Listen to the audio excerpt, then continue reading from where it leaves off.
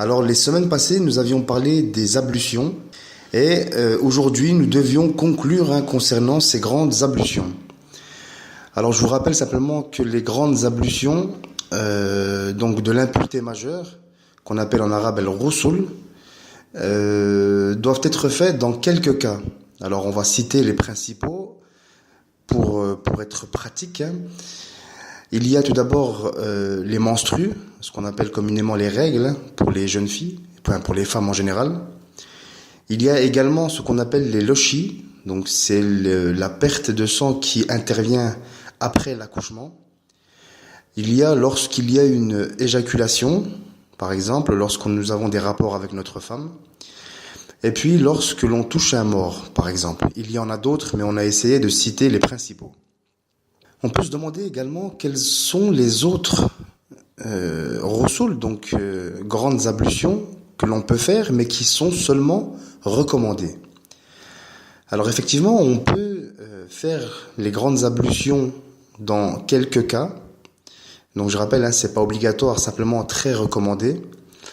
Il y a les grandes ablutions du vendredi.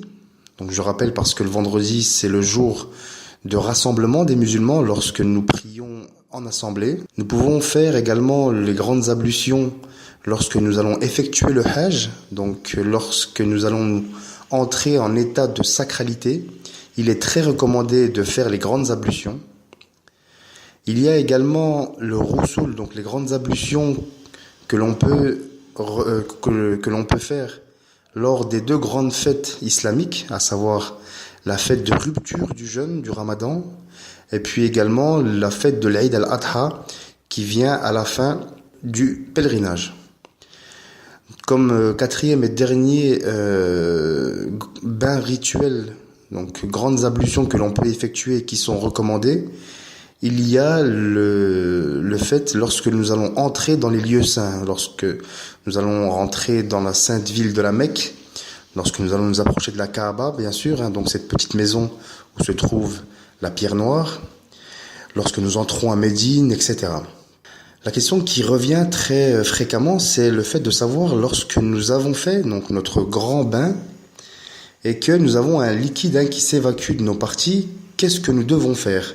Alors sous-entendu, est-ce que nous devons refaire le grand bain rituel ou est-ce que les petites ablutions sont suffisantes? Alors simplement, il y a un détail à surveiller, c'est si avant que nous fassions notre grand bain rituel, nous avons uriné. Eh bien, dans ce cas, après avoir fait le bain rituel, si on a un doute sur le liquide qui sort, on peut considérer que ce n'est pas du liquide spermatique et donc ne pas refaire le grand bain, simplement les petites ablutions.